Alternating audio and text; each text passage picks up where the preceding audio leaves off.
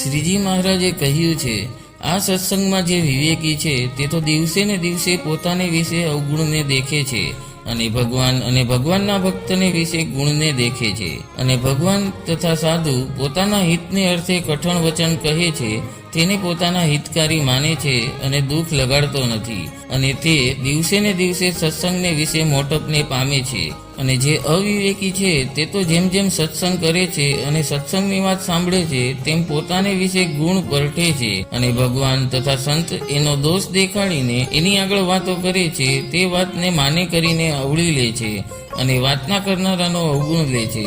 તે તો દિવસે ને દિવસે ઘટતો જાય છે. માટે પોતાના વિશે જે ગુણનું માન તેનો ત્યાગ કરીને શૂરવીર થઈને ભગવાન અને ભગવાનના સંતને વિશે વિશ્વાસ રાખે તો એનો અવિવેક ટળી જાય છે અને સત્સંગમાં મોટપને પામે છે. ગઢડા પ્રથમનું 6ઠું વચનામૃત.